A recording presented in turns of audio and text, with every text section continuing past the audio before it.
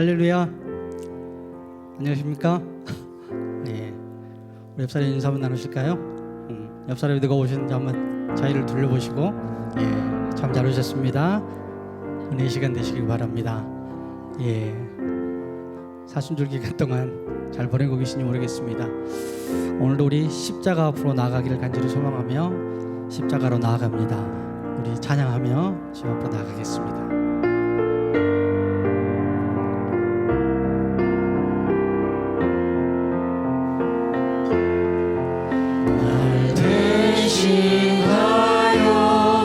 지신 십자가로 은혜 구하며 지금 나갑니다.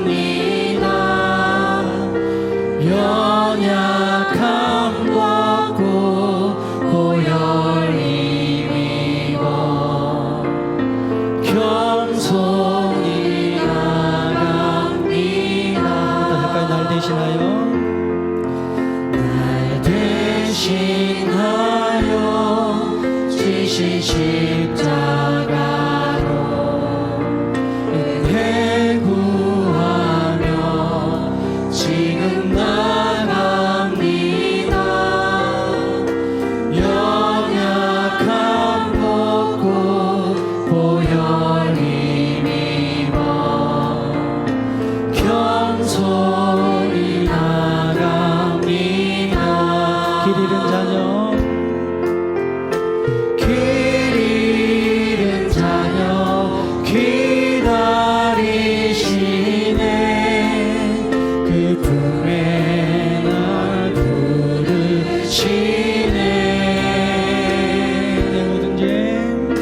내 모든 죄 대신 지고 가신 십자가로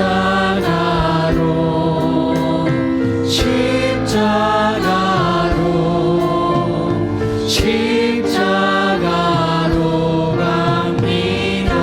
처음부터 한번 해볼까요? 날 대신하여 날 대신하여 지신 십자가로 은혜 구하며 지금 나갑니다. 연약함 벗고 보혈 힘입어 겸손히 나갑니다. 길 잃은 자녀 기다리시네. 길 잃은 자녀 기다리시네. 그 품에 날 부르시네. 내 모든 죄 내 모든 죄 대신 지고 가신 십자가로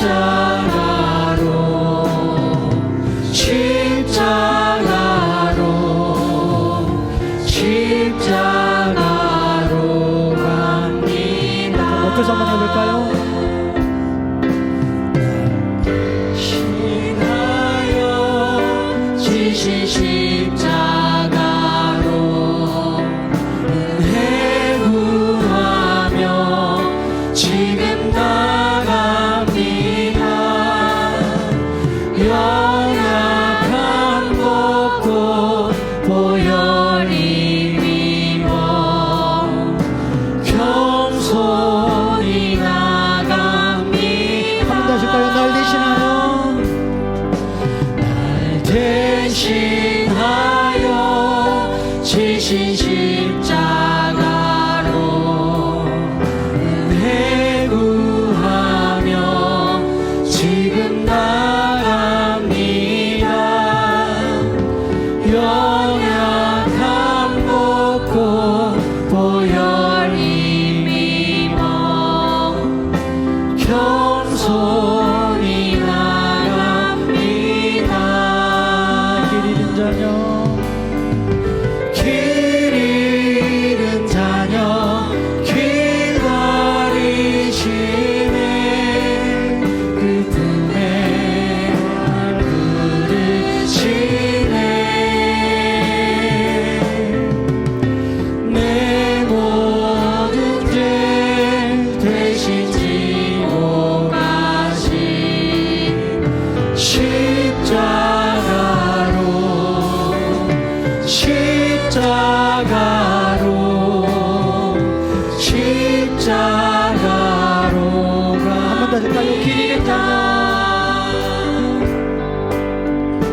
길 잃은 자녀 기다리시네 그 품에 날 부르시네 내 모든 죄 대신 지고 가신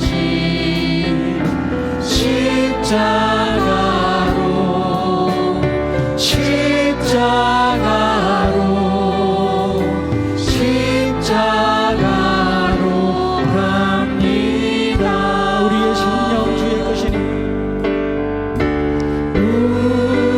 우리의 심령 주의 것이니 주님의 형상 만드소서 주 인도 따라 살아갈 동안 사랑과 충성을 바치오 한번 다시 할까요? 우리의 심령 주의 것이니 우리의 심령 주의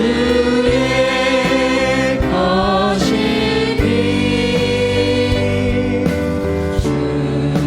주님의 형상 만드소서 주 인도 따라 살아갈 동안 사랑과 충성을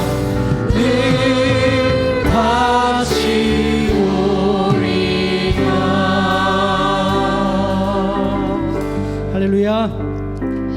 네, 오늘 예배 가운데 십자가를 질 수 있냐 물어보실 때 사랑과 충성 바치겠습니다. 고백이 있는 귀한 예배 시간 되시길 바랍니다. 우리 사도신경으로 신앙 고백하시면서 예배 자리로 나가겠습니다. 나는 전능하신 아버지 하나님 천지의 창조주를 믿습니다.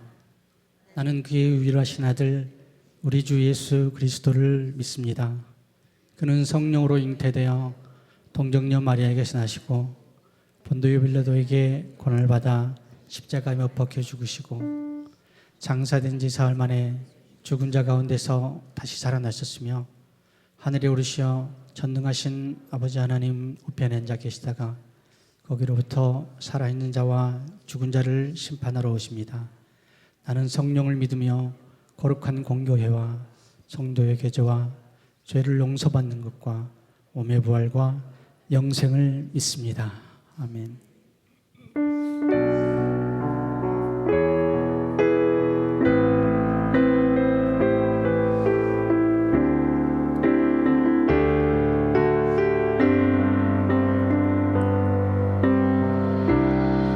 십자가를 참으신 어린 양 예수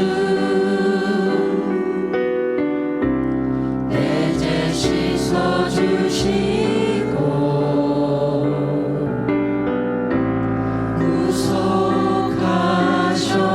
구속하셨네 어둠을 물리치신 세상의 빛 예수 영광의 빛 비추사 자유케 하시네 한번 더 할까요? 십자가를 참으신 십자가를 참으신 어린 양 예수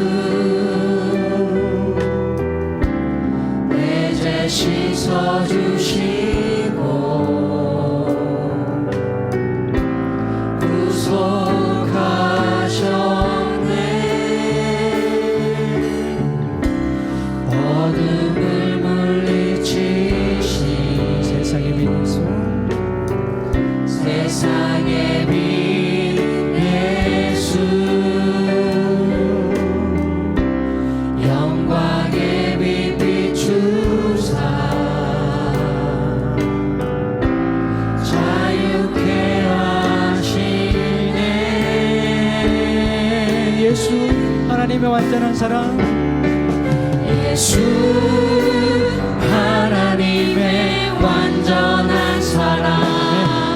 예수 하나님의 값없는 은혜. 예수 하나님의 놀라운 지혜. 아름다운 그 이름. 한번 다시 더 예수 하나님의 완전한 사랑. 예수 하나님의 완전한 사랑. 예수 하나님의 값없는 은혜. 예수 하나님의 놀라운 지혜. 아름다운 그 한번 다시 이름. 예수 하나님의 완전한 사랑. 예수 하나님의 완전한 사랑. 예수 하나님의 값없는 은혜. 예수 하나님의 놀라운 지혜. 아름다운 두 손 높이 들고 할까요? 예수 하나님의 완전한 사랑. 예수 하나님의 완전한 사랑. 예수 하나님의 값없는 은혜. 예수 하나님의 놀라운 지혜. 아름다운 그 이름. 목소리로만 고백하시겠습니다. 예수 하나님의 완전한 사랑. 예수 하나님의 완전한 사랑. 예수 하나님의 값없는 은혜. 예수 하나님의 놀라운 지혜. 아름다운 그 이름. 다 같이 또 예수. 예수 하나님의 완전한 사랑. 예수 하나님의 값없는 은혜. 예수 하나님의 놀라운 지혜. 아름다운 그 이름. 예수. 할렐루야. 십자가의 사랑으로 하나님의 완전한 사랑이 우리에게 보여주셨습니다. 믿으십니까? 예. 우리 내가 그리스도와 함께 십자가에 못 박혀 죽으셨는 거죠. 이제는 내가 산 것이 아니고 그 십자가에서 같이 사신 우리가 예수님과 함께 살리라는 고백의 찬양입니다. 다 같이 고백하시면서 찬양해 보겠습니다.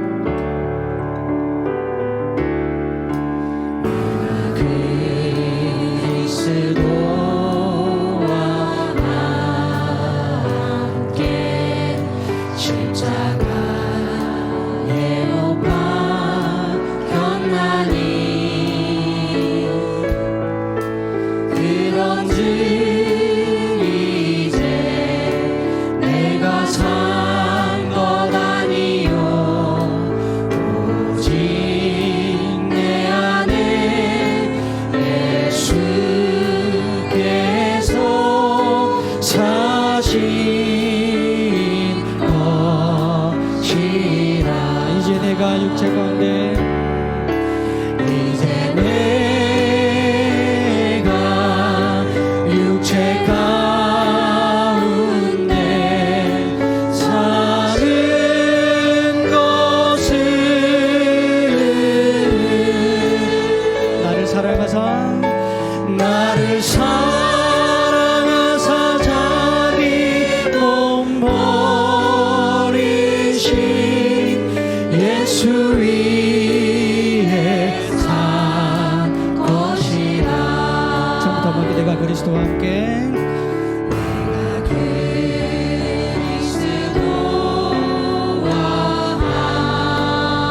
함께 십자가에 못 박혔나니.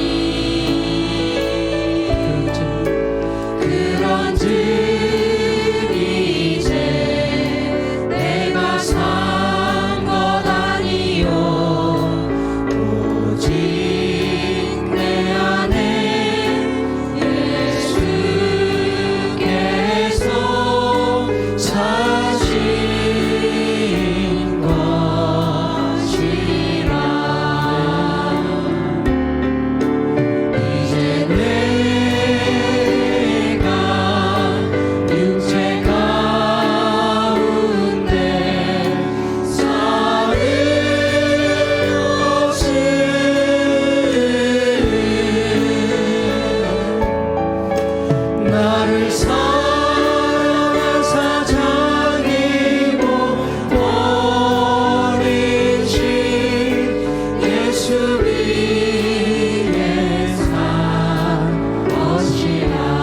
이제 내가 육체 가운데 이제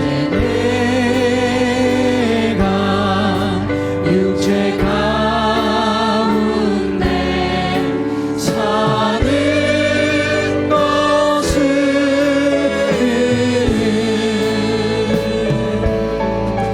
나를 사랑하사 자기 몸 버리신 예수 위에 산 것이라.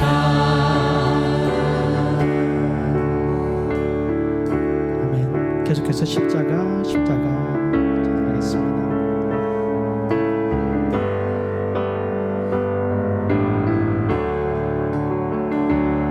십자가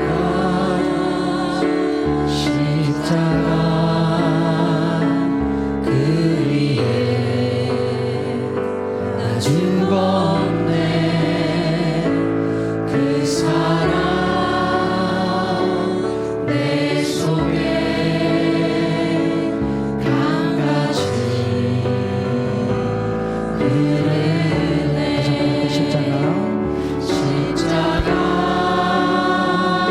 십자가 그 위에 나 죽었네. 그 사랑 내 속에 강같이 흐르네. 그의 생명 내 속에 그의 능력 내 안에 그의 소망 내 삶에 나의 삶 주의 것 십자가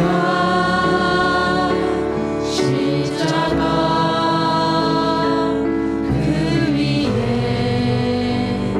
나 죽었네. 그 사랑 내 속에 강같이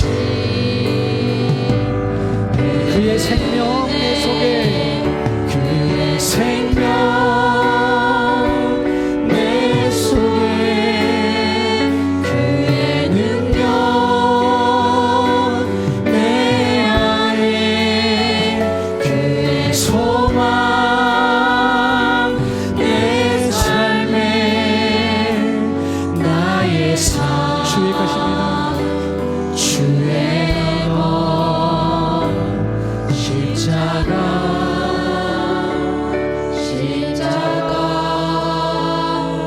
그 위에 나 죽었네. 그 사랑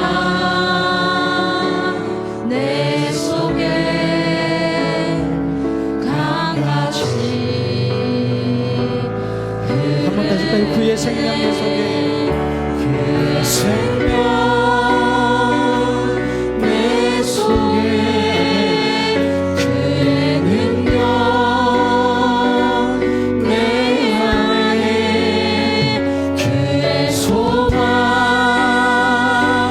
내 삶에 나의 삶 주의 것 십자가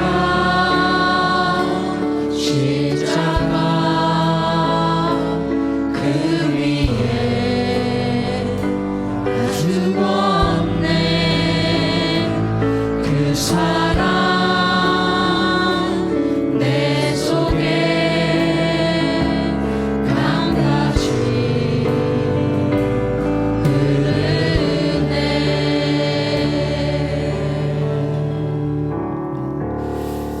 우리 마지막 찬양으로 십자가의 길 순교자의 삶 같이 고백하시면서 찬양하겠습니다.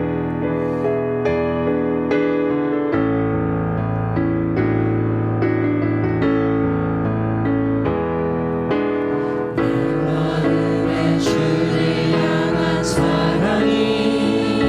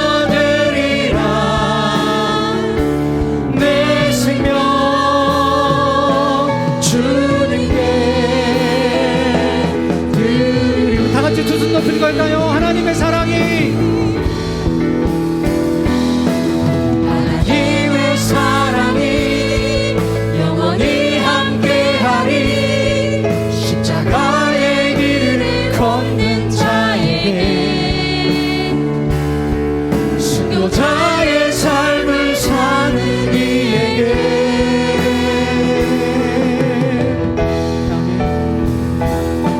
조롱하는 소리와 세상 유혹 속에도 주의 순결한 신부가 되리라. 내 생명 주님께 내 생명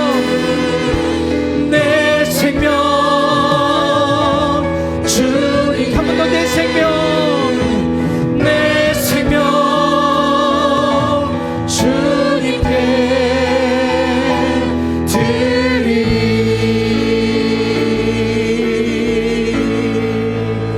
아멘. 이때까지 기도하며 나가겠습니다.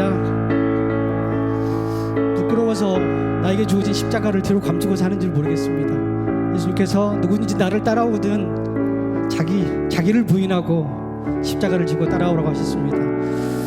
자기만의 십자가가 없다면 이 시간 예배 가운데 그 십자가를 발견하게 하시고 그 십자가를 지고 묵묵히 주님을 따라가기를 원합니다. 결단하며 다짐하는 시간 되기를 원합니다. 다 같이 기도하며 나가겠습니다. 이 땅에 있는 모든 생명을 사랑하시는 하나님, 그 사랑에 감격하여 우리로 하여금 주 앞에 서게 하심을 감사드립니다. 오늘 우리를 주의 제단 앞에 세워주었사오니 십자가의 구속의 은총으로 우리를 깨끗하게 하실 줄 믿습니다. 사랑하는 하나님, 하나님의 그 크신 은총 아래서 우리의 죄를 회개합니다. 하나님을 믿는 성도라고 하면서도 진실로 그 이름에 합당한 삶을 살지 못했음을 고백합니다. 우리는 어리석게도 어떤 것에 많은 시간을 낭비했습니다.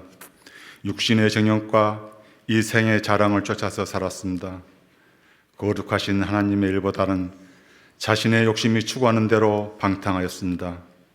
말끝마다 불평과 불만을 쏟아놓았습니다. 다시 한번 이러한 잘못을 고백하오니 용서하여 주옵소서. 사랑의 하나님, 이제부터는 우리들이 참된 성도의 길을 걸어가게 하옵소서. 주께서 주신 시간과 은사와 모든 힘을 주를 위하여 사용케 하옵소서. 사랑과 소망과 믿음의 말들과 행동들을 교회 공동체에 덕을 끼치는 성도들 되게 하옵소서. 보다 더 말씀 앞에 순종하여 말씀이 인도하는 대로 살아가게 하옵소서. 그리하여 능력 있고 생명력 있는 종으로서의 길을 걷도록 은총 베풀어 주소서.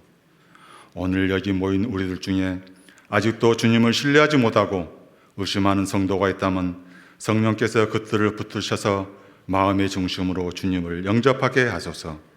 성령께서 우리 모두를 도우셔서 좀 더 하나님과 동행한 삶을 살아가게 하옵소서. 자비로우신 주님, 특별히 저희 동북교회를 섬기시는 목사님께 지혜와 능력과 성령 충만함을 주셔서 우리 동북교회를 잘 이끌어갈 수 있도록 힘을 실어 주옵시고, 많은 사역 가운데서도 지치지 않는 열정과 영육간의 강건함을 허락하셔서 어떠한 고난과 어려움 속에서도 주님만 바라보며 넉넉히 승리하게 하시고 주님께 쓰임받는 목사님으로 세워주옵소서. 아름다운 찬양을 위해 수고하는 글로리의 찬양팀을 축복하시고, 예배를 위하여 보이지 않는 곳에서 수고하는 손길들을 특별히 기억하시고 함께 하셔서 저들이 지치지 않고 주님을 마음껏 찬양하며 복음을 전하도록 인도하여 주옵소서. 하나님 아버지, 이 땅에 이 모양 저 모양으로 육체적으로 정신적으로 고통받는 사람들 우리 주위에 많이 있습니다. 예수께서 이 땅 가운데 오셨을 때 주의받기 원하는 자들을 고치신 것처럼 낫고자 하는 간절한 소망 가운데 있는 자들에게 주님의 손을 펼쳐주시길 원합니다. 주님의 치유가 그들 가운데 임하게 하여 주옵소서. 가정마다 소원하는 기도가 이루어지게 하옵시고 가정과 일터에서 늘 주와 함께 하옵소서. 예수 그리스도의 이름으로 기도드립니다. 아멘. 교회 소식인데요. 주보 소식에 앞서서 간지를 좀 보시면 좋겠습니다. 안에 간지가 들어있죠. 이제 4010 프로젝트와 함께 카카오톡 전도가 시작이 되는데 3월 31일부터 이제 본격적으로 시작이 되는데 사실 이제 오늘부터 기초 작업이 좀 필요합니다. 작년에 해보셨기 때문에 여러분들께서 협력해 주시면 좋겠는데, 우선 취지나 이런 내용들, 일정들을 좀 읽어보시면 좋겠고요. 이제 현수막 크게 만들어서 붙여놓겠습니다. 전체 일정을 보시고 함께 따라와 주시면 좋겠고, 이제 중요한 것은 뒷면입니다. 그 뒷면에 보시면 가로로 되어 있는 총동원 전도 작정서인데, 여기 이제 이름, 직분, 목장, 연락처 좀 기록하시고, 태신자, 꼭 내가 전도하겠다 이 사람을 마음에 품은 사람입니다. 그러니까 아직 한 번도 말하지 않아도 괜찮습니다. 그래서 내가 저 사람 꼭 전도해야지, 그게 마음에 품은 사람 있다면 거기다 이름을 적어주시면 됩니다. 그리고 전도 특공대 모집합니다. 요일, 무슨 요일 가능하신지 오전 오후 이렇게 좀 적어주시면 되고, 학교 앞 전도는 이미 시작이 됐습니다. 그렇기 때문에 어른들만 이제 전도하게 되면 함께 이제 전도하는 셈이 되는 겁니다. 중보기도 팀은 화요일 오후 2시에 소위 배실할 텐데, 가능하신 분들은 좀 오시면 좋겠습니다. 전도 현장에 못 나가도 뭐 단톡방에서 같이 활동을 못해도 중보기도로 함께 해주시면 또 큰 힘이 됩니다. 함께 해주시면 좋겠고, 작년에 이어서 바자회도 할 텐데요. 쿠폰 뒤에 사업장 이름 넣기를 원하시는 분은 사업 상호명하고 연락처를 알려주시면 넣어서 그 쿠폰으로 여러분들 가게 물건을 살 수 있도록 그렇게 인도를 하겠습니다. 이거 24일까지 2주간 시간 드리는데 2주간 동안 기도하시면서 작성하셔서 24일 꼭 제출해 주시고, 이 자료들을 모아서 3월 31일 부활절 날 1부, 2부 예배 시간에 발대식을 할 수 있습니다. 여러분들이 이제 아무것도 안 해놓으면 발대식 하기가 좀 그러니까 2주간 동안 기도하시면서 참여해 주시기를 꼭 부탁을 드리겠습니다. 주보를 참고해서 광고 드리겠습니다.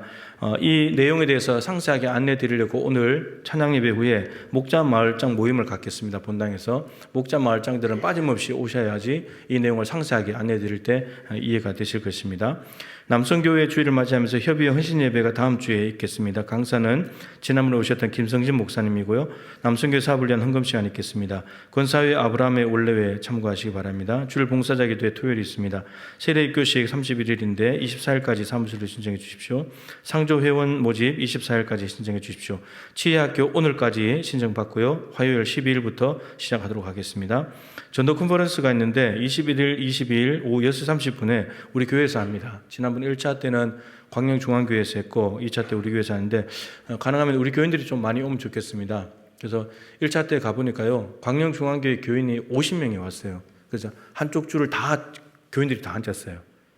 그래서 지금도 전도 활발하게 하고 있고 하기 때문에 우리 교회가 이 넓은 예배당을 좀 채우면 좋겠고, 가서 들어보니까 정말 획기적인 전도 방법을 소개를 하더라고요.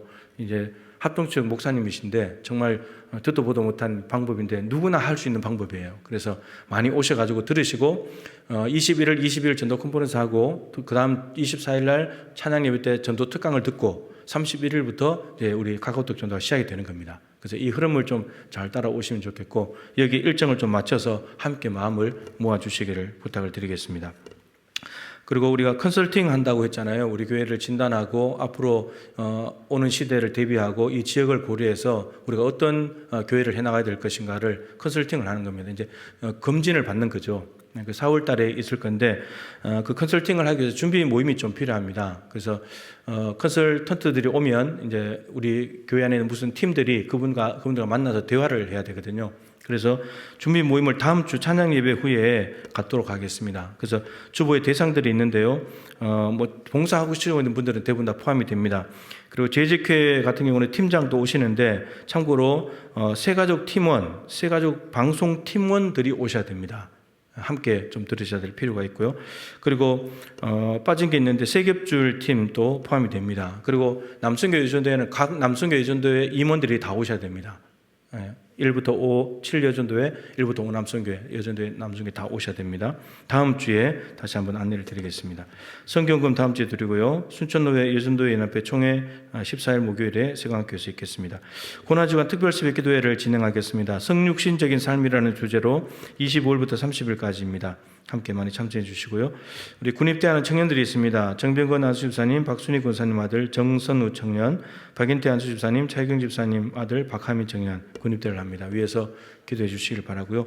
장례 광고 드립니다. 9-7목장 이윤기 집사님, 유은혜 집사님, 이윤기 집사님 부친이시고 유영환 장로님 사돈 되시는데요. 충북 옥천 농협 장례식장에 빈소가 마련되어 있고, 내일이 발인이라 오늘 위로 예배를 다녀오겠습니다. 목자 마을장 모임 마치고 3시쯤에 출발하도록 하겠습니다. 가실 분들 3시까지 오시면 되겠습니다. 이제 하나님 말씀을 보도록 하겠습니다. 베드로전서 4장 12절부터 16절까지 말씀입니다.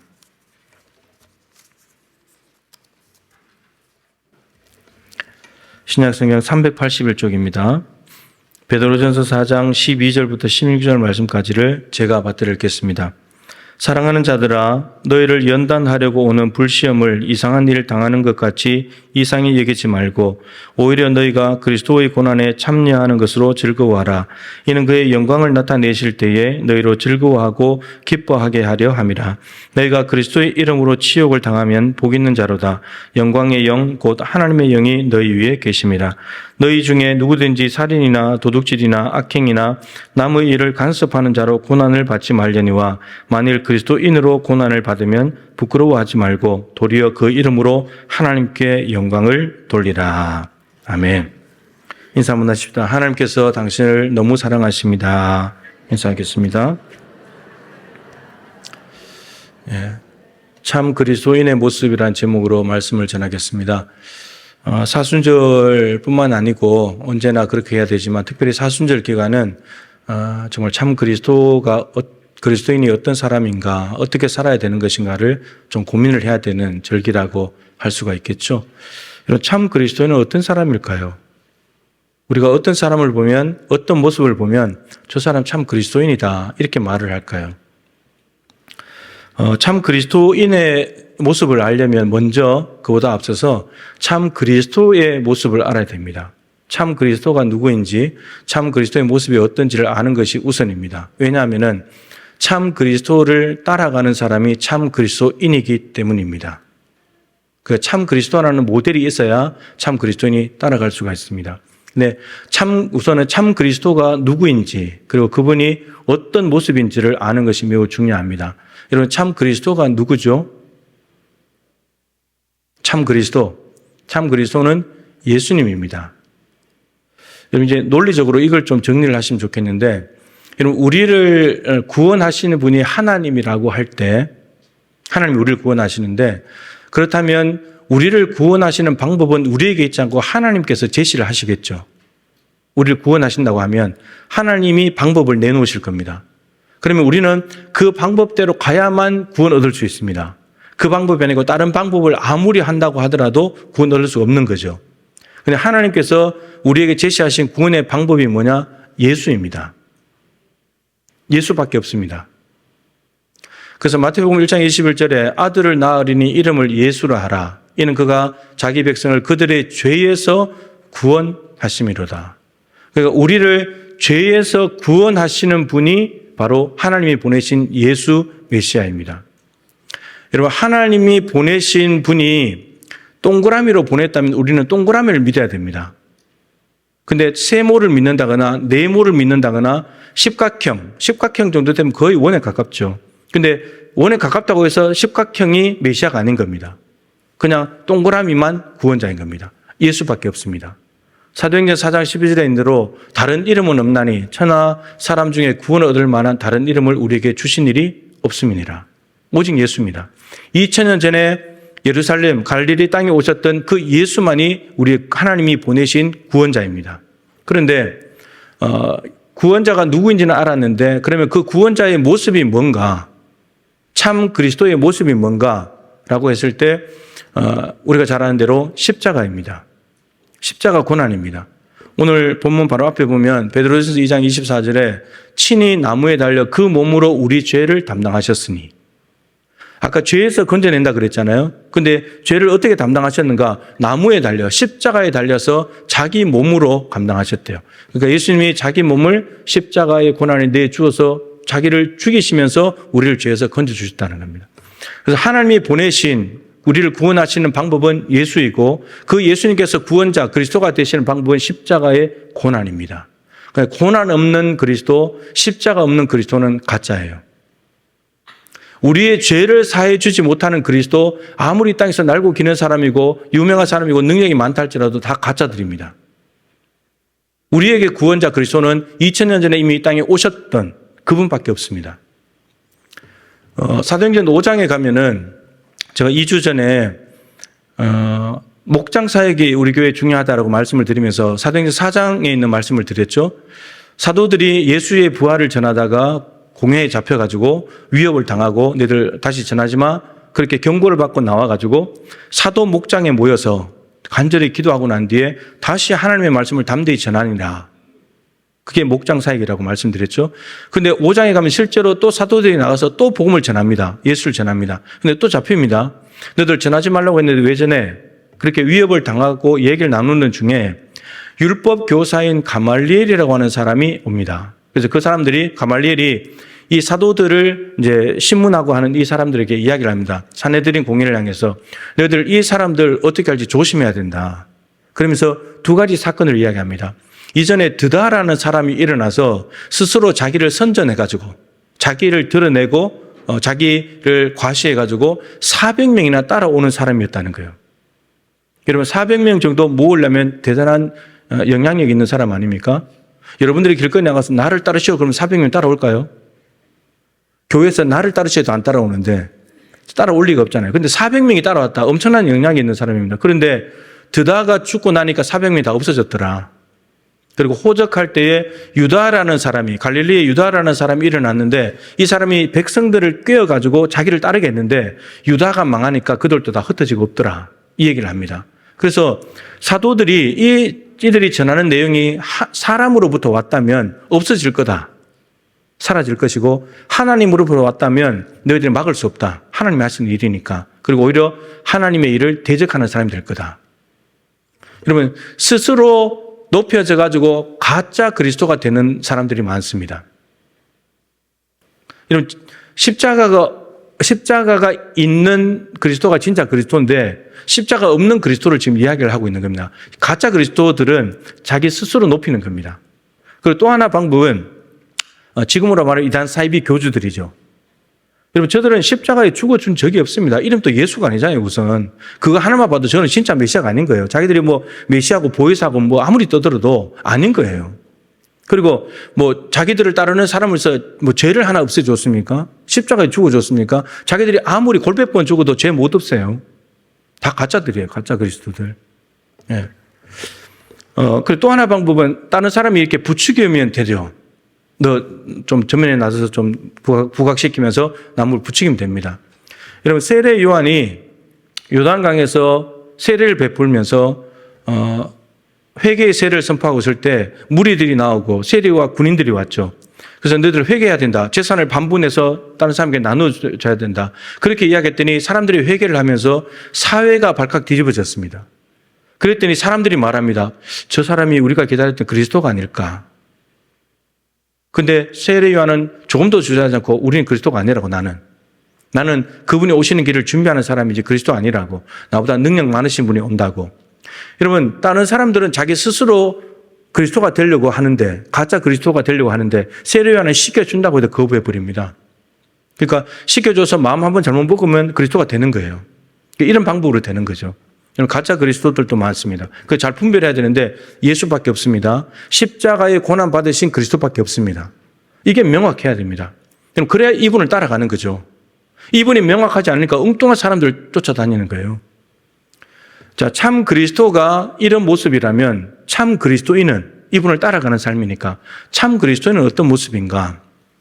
그리스도인이라고 하는 것에 대해서 많이 말씀드리는데 성경에 3번 나오는 단어입니다. 그리스도인이라는 말은. 사도행전 11장 26절에 제일 먼저 나오는데 안디옥 교회에 복음이 전파되었다는 이야기를 듣고 예루살렘 교회가 바나바를 보냅니다. 그 바나바 가서 보니까 정말 이방 지역에 복음이 전파되었고 많은 사람들이 교회에 몰려들고 있었죠. 그래서 혼자 감당이 안 돼가지고 길리기아 다소 바울의 고향이죠. 거기 가가지고 바울을 찾아와서 같이 1년간 안디옥 교회 교인들을 가르칩니다. 그랬더니 더 많은 성장과 부흥이 일어났다고 기록됐습니다. 그때 밖에 있던 사람들이 보면서 저 사람들은 그리스도인이야 이렇게 불렀다는 겁니다. 그런데 이 말은 사실은 비꼬는 말입니다. 아이고 저 예수쟁이들. 그런데 그렇게 말하는 자체가 이미 말하는 자기들하고 안디옥 교회 교인들하고 다르다는 말이잖아요. 다르니까 그렇게 말하는 거죠. 쟤들은 우리하고 달라. 쟤들은 예수를 그리스도라고 말하는데 우리는 아닌데 이런 거잖아요. 사실 요즘은 정말 예수쟁이라는 말을 좀 들어봤으면 좋겠어요. 여러분 그런 말 듣기가 쉽습니까? 요즘은 정말 어렵습니다. 예수 믿는 사람들 보면 다 피해갑니다. 전도지 이제 나가서 나눠줘 보세요. 다 도망가 버립니다. 그런 존재들이 됐습니다. 아무튼 사도행전 11장 26절에 그리스도인은 예수를 그리스도라고 고백하는 사람, 그 사람이 그리스도인입니다. 사도행전 26장 28절에 한 번 더 나옵니다. 아그리빠 왕 앞에서 신문을 받을 때 바울이 그 왕 앞에서 전도를 합니다. 선지자를 믿고 아시죠? 그렇게 이제 바울이 말을 했는데 아그리빠 왕이 네가 적은 말로 권하여 그 짧은 한마디 말로 전해서 나를 그리스도인이 되게 하려고 하는도다. 이렇게 말합니다. 그럼 이 말은 예수를 그리스도라고 고백하는 사람, 그런 의미입니다. 네가 지금 나를 예수를 그리스도라고 고백하게 하려고 나한테 그렇게 말하냐, 이제 이런 말이죠. 사도행전에 2번 나온 이 의미는 똑같습니다. 예수를 그리스도라고 고백하는 사람이 그리스도인입니다. 근데 한 번 더 나오는데 오늘 본문입니다. 4장 16절에 그리스도인으로 고난을 받으면 나오죠. 오늘 본문 읽으면서 보셨겠지만 그리스도의 고난, 그리스도 이름으로 치욕을 당하는 것, 그리스도인으로 고난받는 것, 여러분 이 고난이 가득합니다. 고난. 따라서 오늘 본문에 의해서 그리스도인이라는 의미는 예수님의 고난에 참여하는 사람입니다. 예수님과 함께 고난받는 사람입니다. 그런데 이 두 개를 합치면 그리스도인이라는 것은 예수를 그리스도로 고백하면서 그분의 고난에 참여하는 사람, 십자가를 지고 가는 사람, 그 사람이 참된 그리스도인입니다. 십자가 없는 그리스도가 없듯이 십자가를 지지 않는 그리스도인은 가짜입니다. 고난이 없는 그리스도가 없듯이 고난 없는 그리스도인, 넓은 길로, 덜 힘든 길로, 편한 길로, 이 길로만 가는 사람들은 참 그리스도인이 아닙니다. 가시밭길이라도, 좁은 길이라도 그쪽으로 걸어가는 사람이 참 그리스도인인 거죠. 오늘 편지를 쓴 이 베드로가 변화되는 삶의 과정을 좀 이렇게 추적을 해보면요. 처음에는 베드로가 오늘 고난을 많이 이야기했는데 고난을 끝내지도 못한 사람이었죠. 고난 보면 도망가는 사람이었으니까. 요즘 부교육자들도 이 얘기를 많이 하는데 마태복음 16장에 베드로가 주는 그리스도시요 살아계신 하나님의 아들이십니다. 신앙 고백을 했습니다. 예수님께서는 바요나 시몬아 네가 복이 있다 그러시면서 네 신앙 고백 위에 이 반석에 내 교회를 세울게 라고 할 만큼 그 고백은 귀한 고백이고 예수님께 딱 맞는 고백이었죠. 그런데 예수님께서 이를 알게 하니 혈육이 아니고 하늘에 계신 내 아버지다. 그러니까 베드로가 자기가 알아서 말한 것이 아니고 예수가 그리스도라는 걸 알아서 말한 것이 아니고 하나님께서 베드로의 생각을 붙잡으시면서 베드로가 자기도 모르게 고백한 거예요.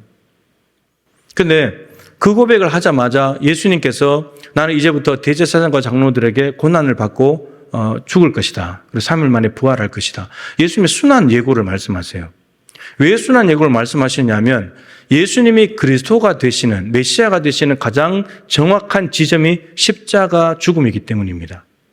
그리스도는 기적을 행하고 귀신 쫓아내고 오병이어 기적을 이기고 거기에서 메시아가 드러나는 것이 아니고 가장 정확한 지점은 십자가의 죽음입니다. 예수님이 그래서 나 이제 십자가 죽어. 그리스도는 그거야. 이렇게 말씀하셨습니다. 그런데 베드로가 막았었죠. 막았었다기보다는 야단을 친 겁니다. 사실은. 그래서 예수님께서 사탄아 물러가라. 너는 나를 넘어지게 하는 자로다. 네가 어찌하여 하나님의 일을 생각지 아니하고 사람의 일을 생각하느냐. 베드로 입장에서는 스승님이 죽는다니까 막아야죠. 그런데 그게 여러분 생각이라는 것은 하나님의 일을 생각할 수도 있고 사람의 일을 생각할 수도 있어요. 제가 누누이 말씀드리지만 사람의 생각을 잡으면 그 사람 전부를 잡는 거예요. 하나님께서 베드로의 생각을 잡으면 주는 그리스도시요 살아계신 하나님의 아들이십니다. 신앙 고백이 나옵니다. 그런데 사단이 베드로의 생각을 잡아버리면 예수님 막아버려요. 사람의 일을 생각합니다. 사탄의 앞잡이가 되는 거예요. 베드로가 이런 말입니다. 주는 그리스도시요 살아계신 하나님의 아들이라는 신앙 고백을 했지만 이 말이 무슨 뜻인지를 몰랐던 거예요. 그리스도가 어떻게 그리스도가 되는지를 몰랐던 거예요. 그래서 지금 오히려 하나님의 일을 막는 사람이 돼버린 거예요. 그런데 베드로가 자기 입으로 예수님은 그리스도이십니다 라고 자기 입으로 선명하게 고백한 구절이 있습니다. 이것도 많이 말씀드린 구절인데 사도행전 2장 36절이죠. 오순절날 성령께서 임하셨을 때 사람들이 방언을 말하니까 제대로 술 취했다고 그랬더니 베드로가 술 취한 것이 아니고 요엘서의 예언이 이루어진 것이다 라고 말하면서 그 결론이 이거였죠. 너희 이스라엘 온 집은 확실히 알지니 너희가 십자가에 못 박아 죽인 이 예수를 하나님이 주와 그리스도가 되게 하셨느니라. 베드로가 예수님은 주와 그리스도라는 것을 명확하게 고백합니다. 이 고백을 하게 된 것은 결정적인 사건은 두 가지인데, 하나는 십자가의 죽음과 부활 때문입니다. 죽음까지도 사실은 십자가 죽음만으로 우리의 죄가 없어지지 않아요. 부활해야지 완전하게 우리 죄가 없어집니다. 죄를 짊어지고 죽었는데 부활하지 못했다. 메시아가 아닌 거예요. 부활까지 가야 됩니다. 부활하신 예수님을 만났을 때 베드로는 달라지기 시작합니다. 그리고 결정적인 건 성령 강림 사건이죠. 그래서 요엘서 말씀까지 인용을 하면서 예수님이 주와 그리스도가 된다는 것을 명확하게 고백을 했습니다. 베드로가 그리스도가 누구인지를 명확하게 알았다는 증거가 뭐냐면 그리스도인으로 살아가는 겁니다. 베드로가 부활을 경험하기 전에, 성령께서 오시기 전에 베드로는 어떤 모습이었습니까? 예수님에 대해서 부인하고 도망가고 저주하고 칼을 빼들고 말고의 귀를 쳐버리고 이런 사람이었잖아요. 갈릴리 바다로 다시 돌아가고. 그런데 부활하신 예수님을 만나고 성령님을 통해서 예수가 그리스도라는 것을 알게 된 뒤에 이제 베드로는 갈릴리 바다로 돌아가지 않습니다. 고기 잡을 일이 없습니다. 사람 잡으러 가야 되니까.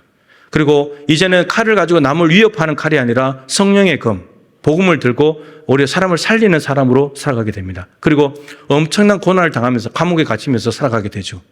예수님의 길을, 고난의 길을 그대로 따라가는 베드로가 됩니다.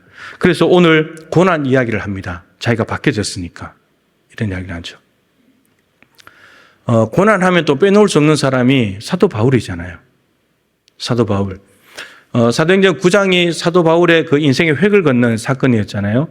다메섹으로 가다가 거기도 예수 믿는 사람이 있어서 때려잡으려고 가다가 부활하신 예수님을 만나게 되면서 눈이 멀었죠. 빛이 비치면서 눈이 멀었고 다메섹에 들어가서 3일 동안 금식하면서 있는데 하나님께서 아나니아를 보내셔가지고 이 사람은 나를 위해서 택한 그릇이다. 이방인과 임금들과 이스라엘 자손들에게 내 이름을 전할 거다. 그리고 그거 전하면서 어마무시한 고난을 당하게 될 거다.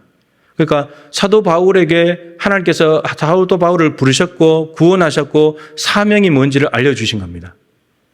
그런데 아나니아의 안수를 받고 난 뒤에 눈에 비늘이 벗겨지면서 다시 보게 됐죠. 이 다시 보게 됐다는 말은 앞을 못 보다가 보게 됐다는 말이 아니고 생각의 틀이 바뀌어졌다는 겁니다. 예수님이 선배 바리새인들이 알려준 예수는 죄인이었거든요. 십자가에 못 박아 죽여야 될 죄인이었습니다. 하나님께. 근데 죄인으로 알고 있었는데 부활하신 예수님을 만나고 다시 보게 되니까 예수가 메시아였던 겁니다. 그 증거가 무엇이냐면 눈에 비늘이 벗겨지고 난 뒤에 일어나서 제일 먼저 한 일이 뭐냐? 세례를 받았습니다.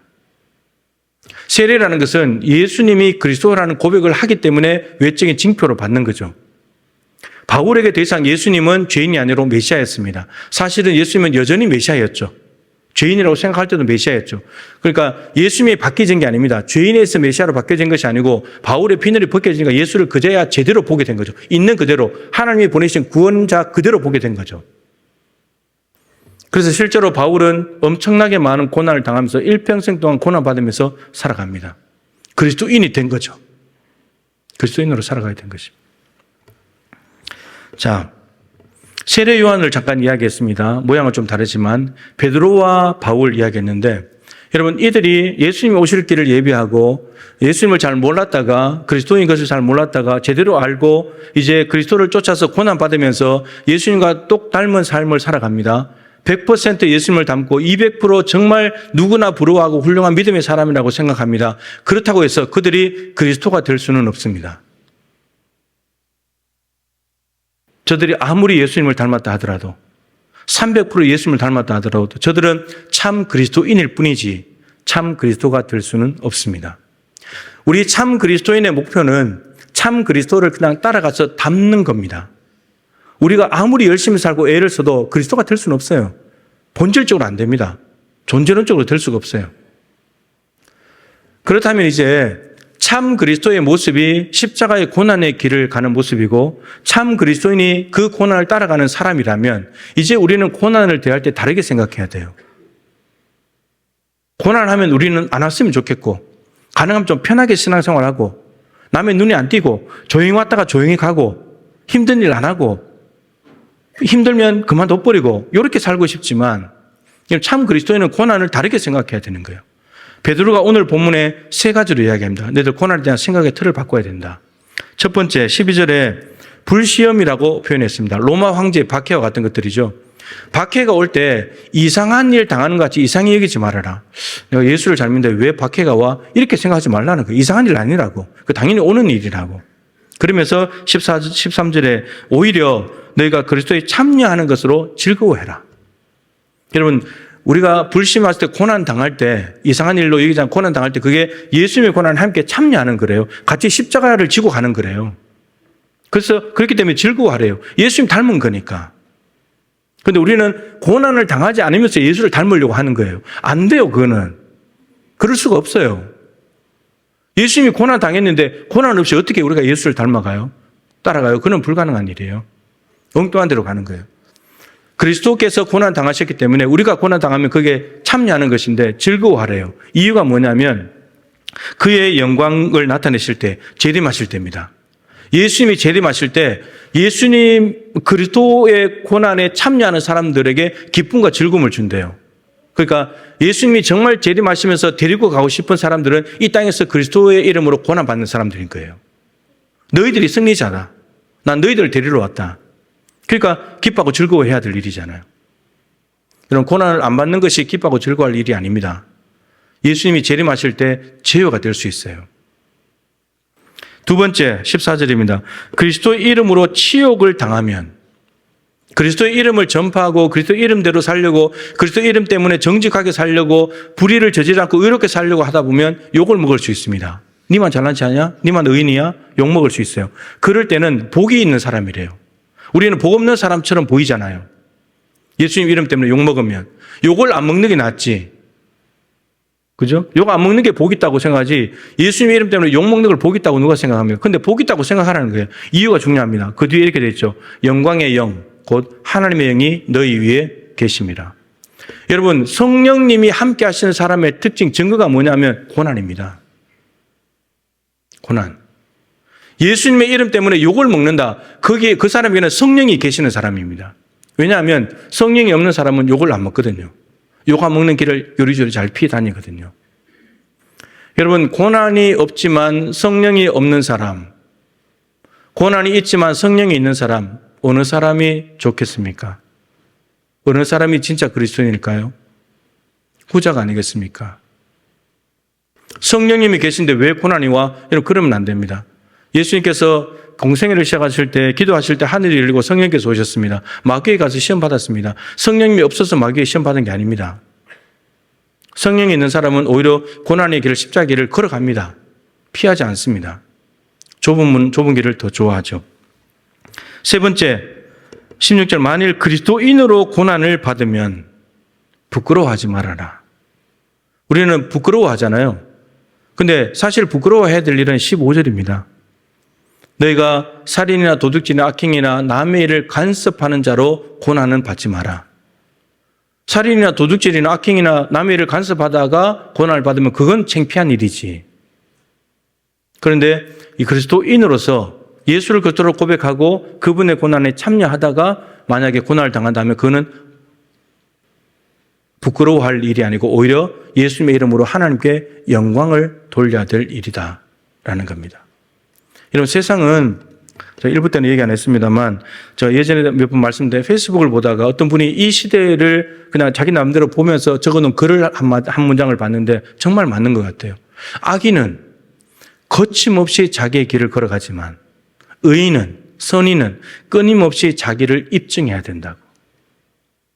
여러분, 살인하고 도둑질하고 악행하고 남의 일을 간섭하는 사람은 당당하게 자기의 길을 걸어갑니다. 부끄러워해야 될 사람들이 더 당당합니다, 악인들이.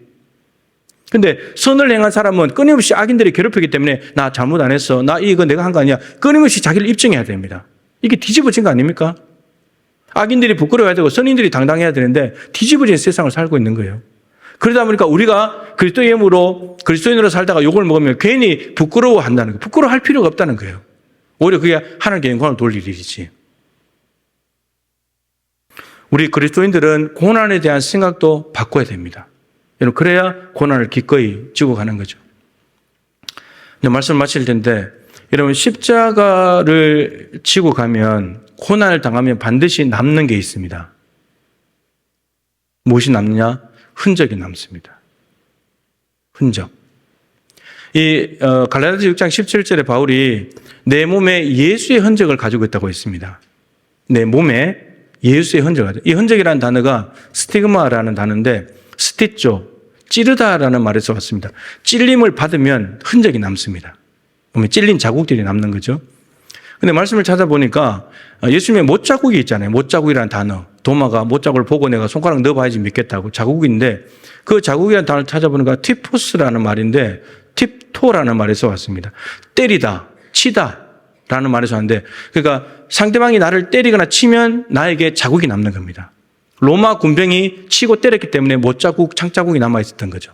근데 NIV 영어 성경에 보니까 이 자국이라는 말과 흔적이라는 말 똑같은 단어로 번역을 했어요. 마크, 표시예요, 표시.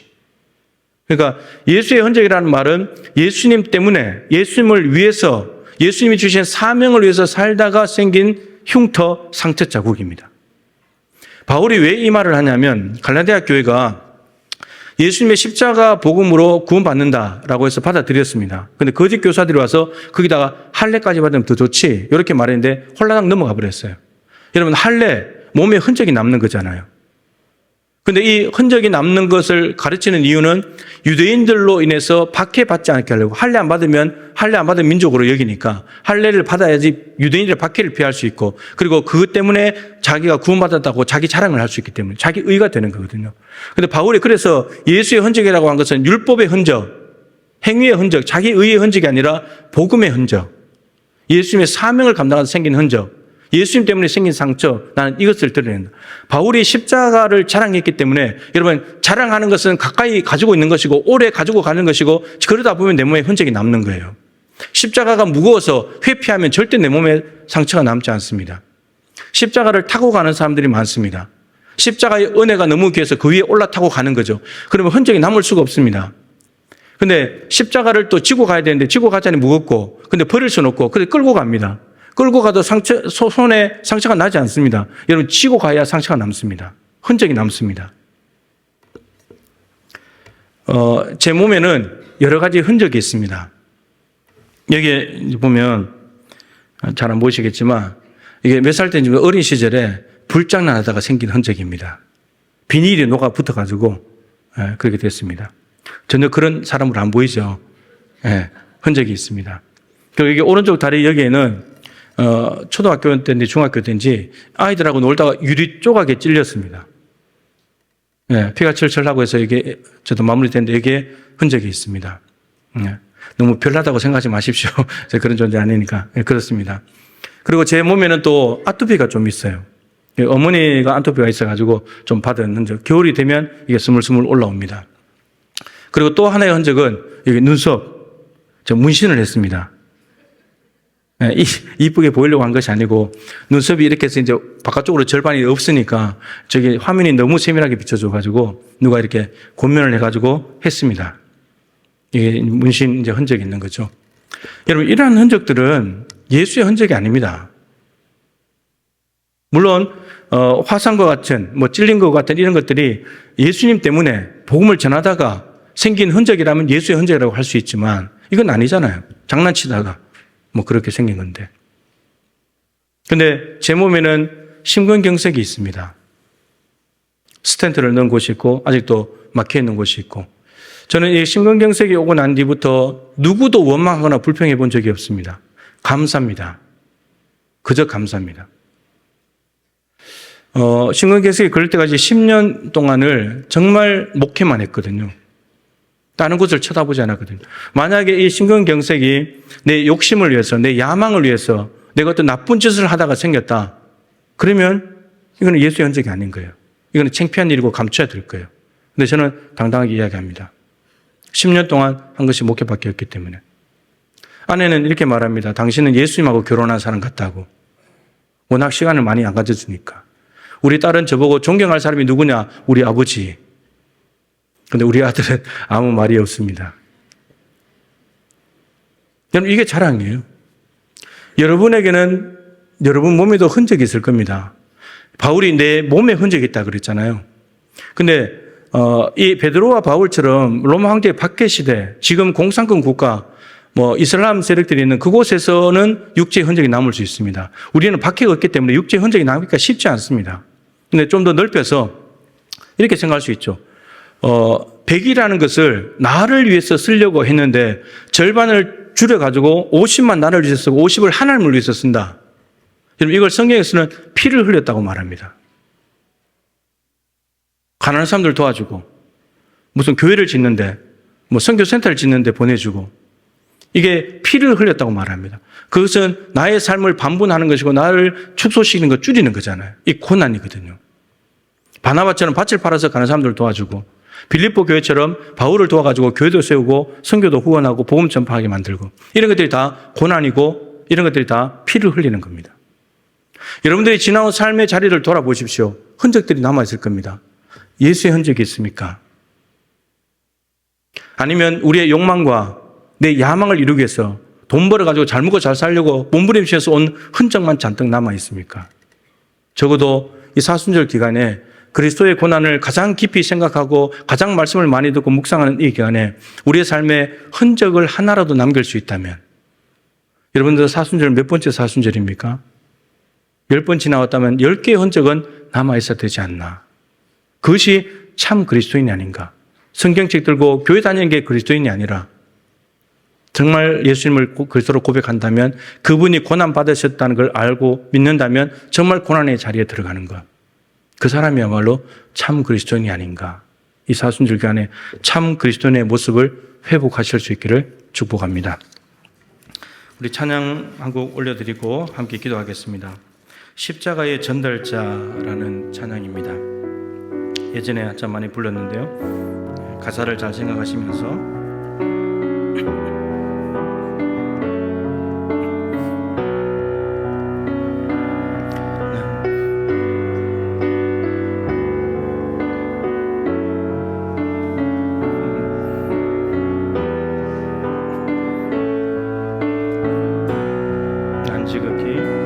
난 지극히 작은 자, 죄인 중에 괴수, 무익한 날 부르셔서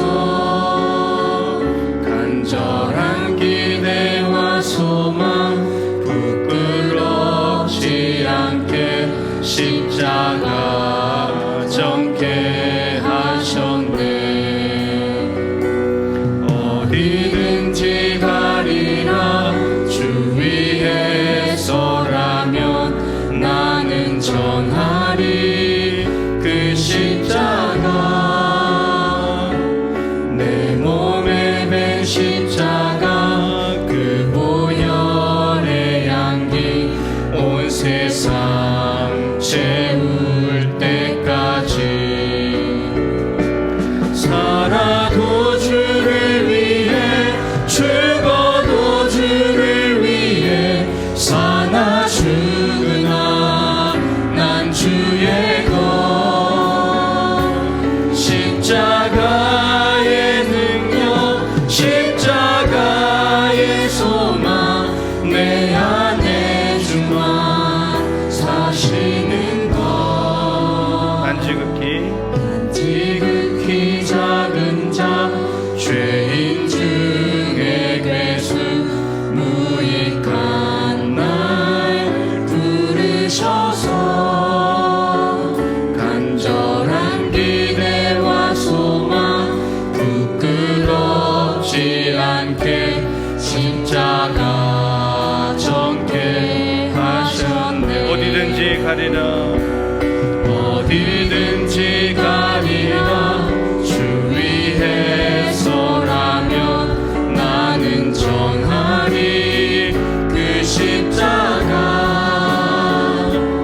내 몸에 밴 십자가 그 보혈의 향기 온 세상 채울 때까지. 우리 믿음으로 고백합시다. 살아도 주를 위해 죽어도 주를 위해 사나 죽으나 난 주의 것. 십자가의 능력 십자가의 소망 내 안에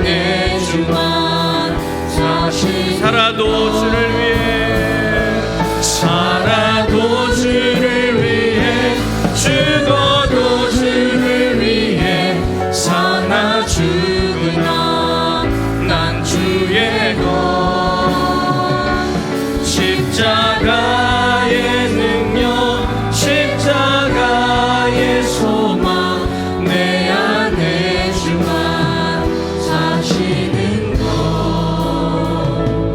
난 지극히 작은 자 죄인 중에 괴수 무익한 날 부르셔서 간절한 기대와 소망 부끄럽지 않게 십자가 정케하셨네 내 사랑 나의 십자가 내 사랑 나의 십자가 말씀을 생각하며 한번 기도하십시다. 우리 올해 교회퍼가 떠나라 가라 보게 되라는데 여러분 떠나야만 내가 떠난 흔적이 남습니다. 그래야 십자가 지는 삶이 가능합니다. 베드로, 바울 모두 다가 자신의 현재 자리에서 떠나서 가라고 한 곳에 갔더니 고난과 박해를 받으면서도 복이 되었습니다. 하나님, 사순절을 지나는 이때에 우리도 이러한 삶을 살아가게 해주십시오. 십자가가 자랑이 되게 해주십시오. 수치와 부끄러움이 아니라 피해가야 될 것이 아니라 모른 척 해야 될 것이 아니라 십자가를 당당히 가슴에 부여잡고 사랑하고 그 거친 십자가 아닙니까? 거친 십자가에 내 몸이 상하더라도 그거 움켜쥐고 주님 가신 길을 걸어가서 십자가의 삶을 살 뿐만 아니라 다른 사람들에게 십자가를 전달하는, 사랑을 전달하고 십자가를 그 현장에 꽂아서 정말 복의 통로로 쓰임받고 하나님 나라로 바꾸어 나가는 우리 모두가 되게 하여 주옵소서. 우리 주님의 이름을 세 번 간절히 부르고 기도하도록 하겠습니다. 주여, 주여, 주여. 하나님 아버지, 사순절 기간에 주님의 십자가를 기억합니다. 예수님께서 참 그리스도이신데 십자가를 지셨습니다. 고난이 없는 그리스도, 참 그리스도가 아니고 우리를 위해서 죄에서 구원하시려고 십자가를 지신 그리스도, 고난받으신 그리스도가 참 그리스도이십니다. 하나님은 그렇게 보내셨습니다. 그렇다면 이제 우리 참 그리스도인으로서 주님의 예수님을 그리스도로 고백하면서 그분의 고난에 참여하기를 간절히 소망합니다. 하나님 아버지 도와주십시오. 사도 바울은 나는 이제 너를 위하여 받는 괴로움을 기뻐하고 그리스도의 남은 고난을 배우는데 교회를 내 육체에 채운다고 말했습니다. 하나님 아버지, 그렇게 육체에 채웠더니 바울에게 예수의 흔적이 남았습니다. 하나님, 우리도 내 육체에 채우며 살아가는 삶이 되길 원합니다.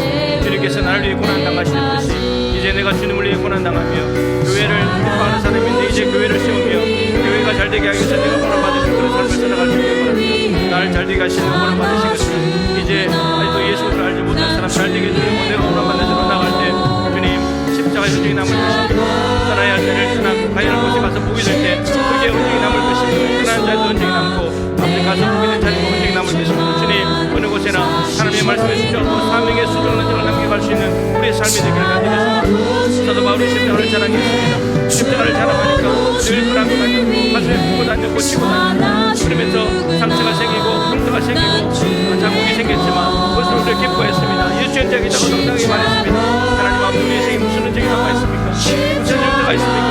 욕심과 야망의 흉터가 상처가 아니라 아버지 하나님 예수 그들 따르다가 사명에 충성하다가 생긴 흉터가 있기를 간절히 원합니다.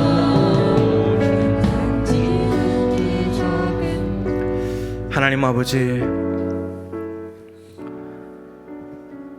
베드로와 바울은 떠나야 할 자리를 떠났기 때문에 가야 할 곳에 가서 복이 되었습니다. 주님께서 가라고 하신 곳에 가는 순간 떠난 자리도 예수의 흔적이 남고 가서 복이 되는 자리에도 예수의 흔적이 남게 됩니다.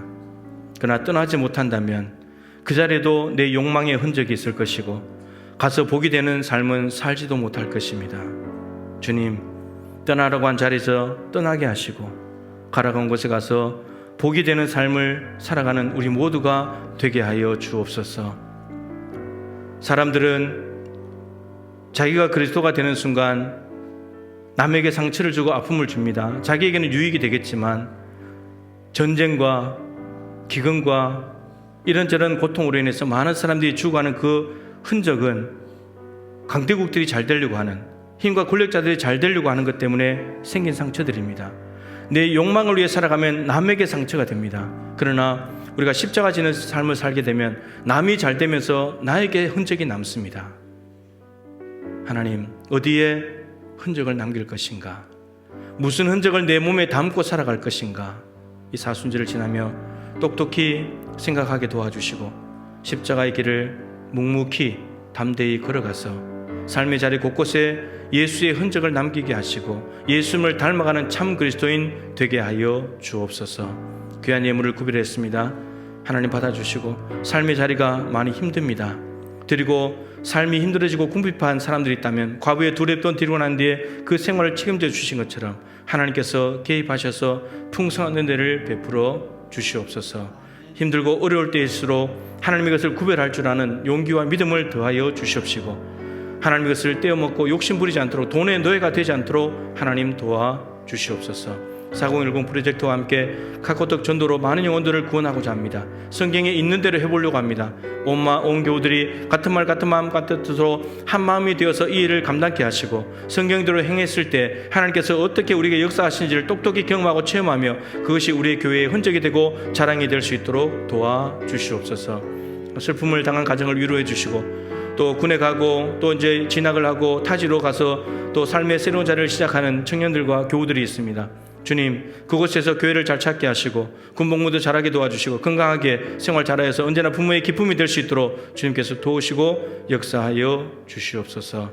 하나님 아버지, 이 시끄러운 나라와 그리고 엉망진창이 되어가는 이 전 세계 가운데 그리스도의 보혈로 덮어주시고 전 세계에 있는 그리스도인들이 십자가를 들고 나아갈 때 그 땅에 평화가 오게 될 줄로 믿습니다. 사용하여 주시옵소서. 지금은 주 예수 그리스도의 크신 은혜와 우리 하나님 아버지의 측량할 수 없는 사랑하심과 보혜사 성령님의 교통하시며 충만하심이 십자가의 고난을 감당하신 참 그리스도를 따라 고난의 길도 마다하지 않고 걸어가 참 그리스도인으로 고난에 대한 생각의 틀을 바꾸고 하나님께 영광 올려드리며 향기 나는 삶을 통해 하나님 나라를 이루어가기를 소망하는 동부의 가족들 한 분 한 분 머리 위에 저들의 가정과 일터와 주신 산업과 기도하는 모든 제목과 교회 안팎으로 진행되는 모든 일들 가운데 항상 함께하여 주시기를 간절히 축원하옵나이다. 아멘.